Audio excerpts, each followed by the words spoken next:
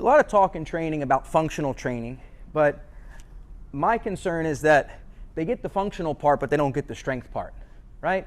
So let's talk about that. I was just demonstrating a one-arm cable press.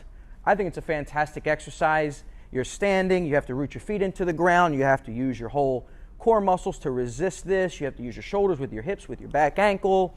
So it definitely would have a very high transfer to standing and pushing activities in sports or in everyday life. So I totally get it. So when you're looking to replicate movements or force generation patterns that have a high transfer to what you're going to do outside the gym, that's the functional part, I totally get that. However, in order to get stronger, this is the without the strength part, I need to create sufficient overload relative to my current strength level in order to make me stronger. Otherwise, I'm just stimulating muscles and it becomes physical activity, but doesn't necessarily become strength training.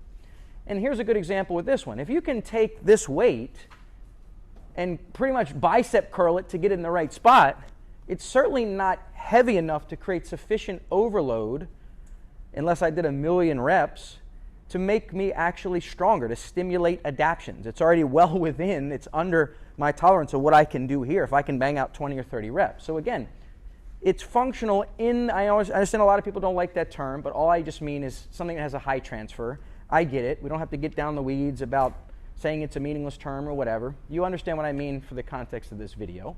We're talking about transfer here. My concern is that you're not using a heavy enough weight, and I see that with a lot of these movement-based exercises. They don't have enough weight to stimulate any strength, so it's functional without the strength. So when I use an exercise like this, and I am a big fan of this exercise, by the way, I want to go as heavy as I possibly can, basically before it pulls me off my feet. And when I started, I'm not going to sit here all day to find the right weight. I actually started like a kettlebell that you would do, like a kettlebell get up. So I shouldn't be able to curl it. First of all, that's my first sign.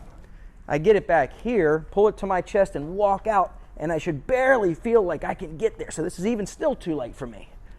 So if I'm really struggling to hold my weight and drive it out, now we're starting to get more into that strength training that will get me stronger in that integrated position that I'm looking at. That's how you put the strength back in the functional to complete the package.